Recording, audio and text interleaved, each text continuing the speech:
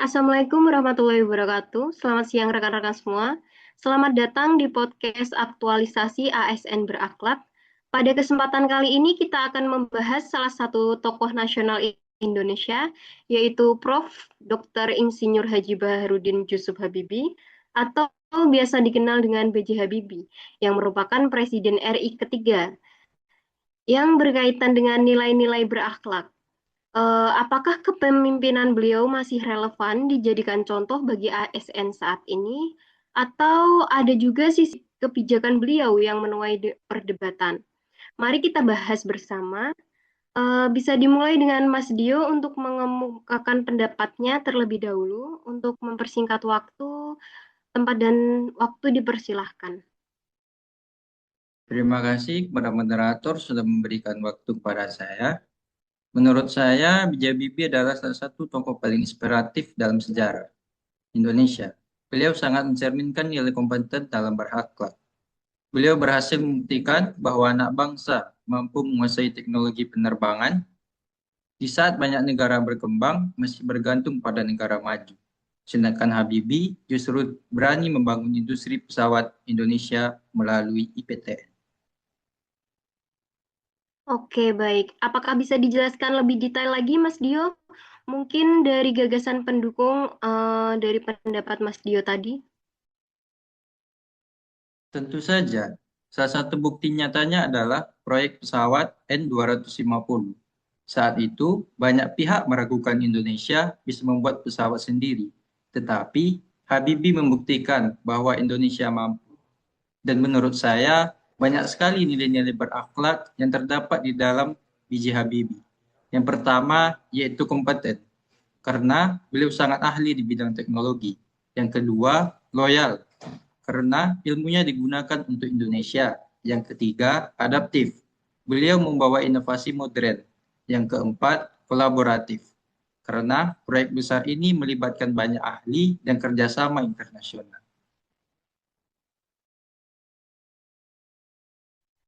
Oke, baik. Sekarang kita dengarkan pendapat yang lainnya. Mungkin ada yang kurang setuju atau ada tambahan lain bisa disampaikan.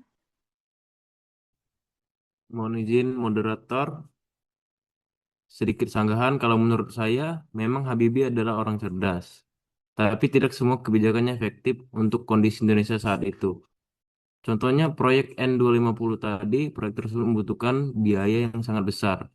Bahkan ada kritik bahwa Indonesia saat itu sebenarnya lebih membutuhkan pembangunan ekonomi dasar dibanding teknologi pesawat. Baik, jadi menurut Mas Egi, proyek tersebut dirasa kurang tepat ya. Mungkin bisa dijelaskan bagaimana dari kata kurang tepat tersebut itu sendiri. Bukan kurang tepat, tapi mungkin terlalu ambisius untuk kondisi ekonomi Indonesia waktu itu. Apalagi setelah krisis tahun 98, proyek itu akhirnya dihentikan. Artinya, negara belum siap secara ekonomi untuk mempertahankan industri sebesar itu.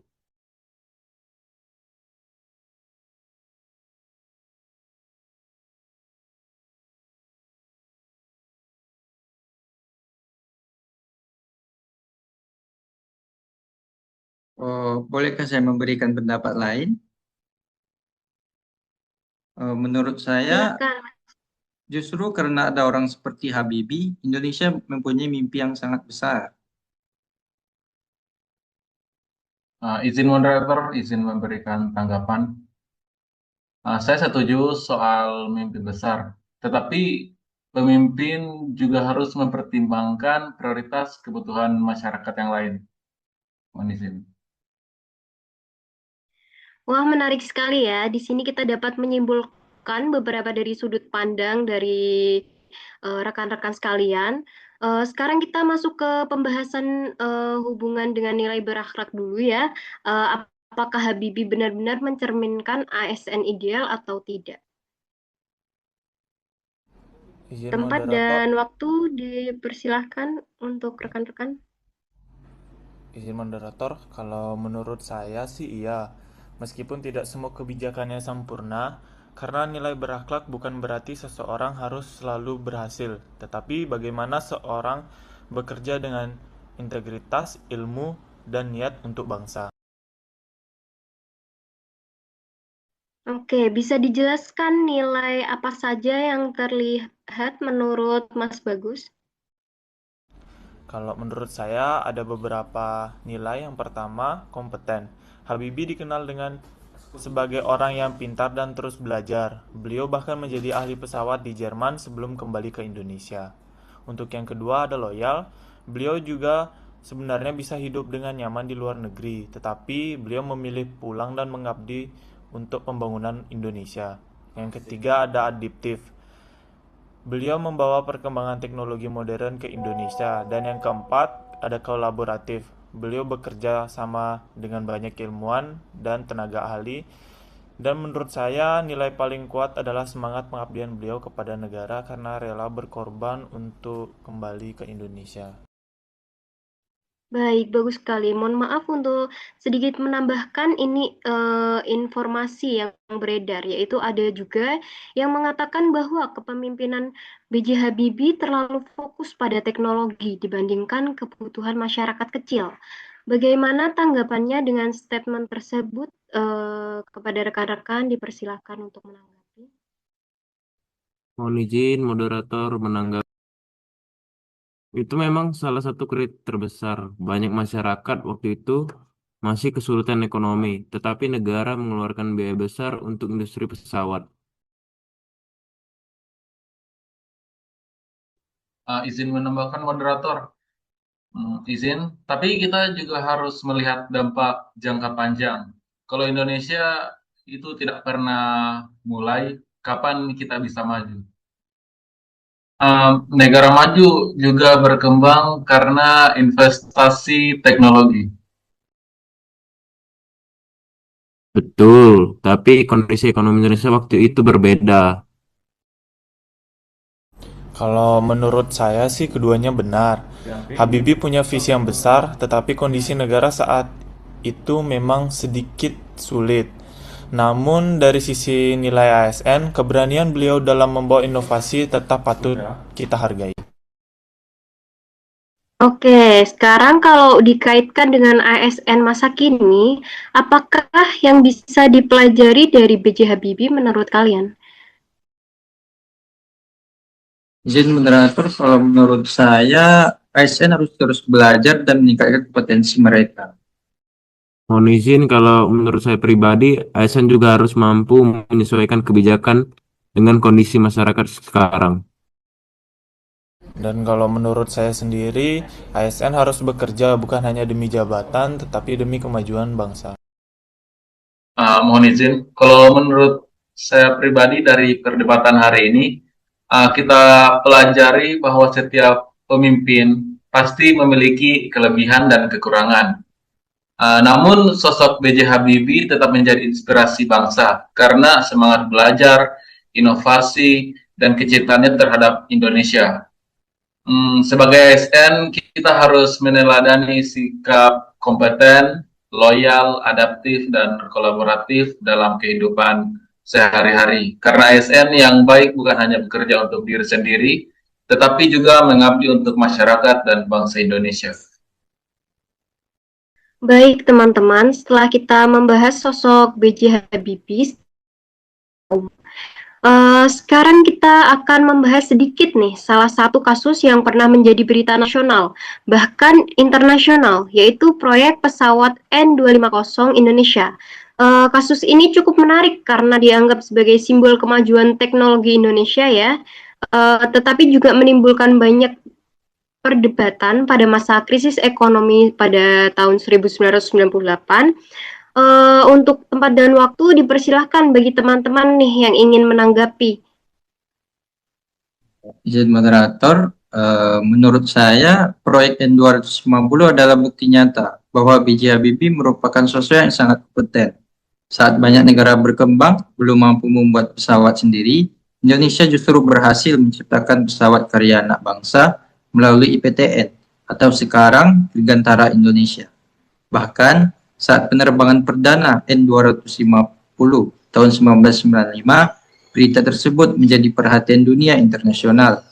Banyak negara kagum karena Indonesia mampu menghasilkan teknologi penerbangan modern.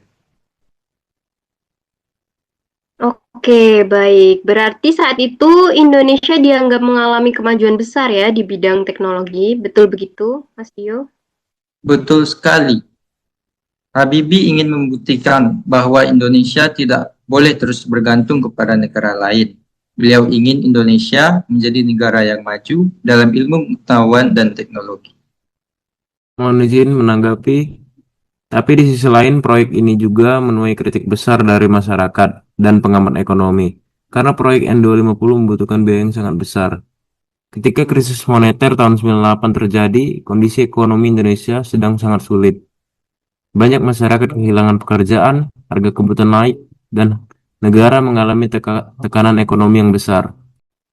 Oke, jadi dari yang disebutkan oleh Mas Egya tadi bahwa masyarakat mulai mempertanyakan proyek tersebut, begitu ya? Iya benar, banyak yang berpendapat bahwa dana negara sebaiknya diprioritaskan untuk pemulihan ekonomi rakyat dibanding pengembangan pesawat. Bahkan saat Indonesia bekerja sama dengan IMF, ada kebijakan yang membuat proyek pesawat tersebut akhirnya dihentikan. Hal itu menjadi berita nasional dan internasional karena banyak pihak yang kecewa. Izin moderator, tapi kalau menurut saya, walaupun proyeknya berhenti, kita tidak bisa mengatakan proyek itu gagal sepenuhnya, karena dampaknya sangat besar terhadap perkembangan sumber daya manusia Indonesia. Banyak insinyur dan tenaga ahli Indonesia lahir dari proyek tersebut. Oke, yang dimaksud Mas Bagus itu berarti ada sisi positifnya ya, jangka panjang. Betul begitu? Benar sekali. Jadi, Habibie berhasil menanamkan semangat inovasi dan keberanian bermimpi besar kepada bangsa Indonesia. Ini sangat berkaitan dengan nilai berakhlak, khususnya kompeten dan adaptif. Beliau menunjukkan bahwa ASN dan pemimpin harus terus belajar serta mampu membawa perubahan. Izin menambahkan, saya juga melihat nilai loyal dan kolaboratif yang sangat kuat dari sosok B.J. Habibie. Beliau sebenarnya memiliki karir bagus di Jerman, tetapi memilih kembali ke Indonesia untuk membangun bangsa. Itu menunjukkan rasa cinta tanah air dan loyalitas yang tinggi. Selain itu, proyek N250 tidak mungkin berjalan tanpa kerjasama banyak pihak, mulai dari pemerintah, insinyur, hingga tenaga kerja Indonesia. Menarik sekali ya. Jadi walaupun proyek N250 sempat menjadi kontroversi, ternyata ada banyak nilai positif yang bisa kita pelajari ya. Betul, dari kasus ini kita belajar bahwa seorang pemimpin harus berani memiliki visi besar, tetapi juga harus mempertimbangkan kondisi ekonomi dan kebutuhan masyarakatnya. Menurut saya, keberanian Habibie untuk membawa Indonesia maju di bidang teknologi adalah sesuatu yang luar biasa. Menurut saya, karena tidak semua orang berani berpikir jauh ke depan seperti beliau. Dan sebagai ASN maupun generasi muda, kita bisa meneladani semangat belajar, disiplin, inovasi, dan keabdian beliau kepada bangsa Indonesia.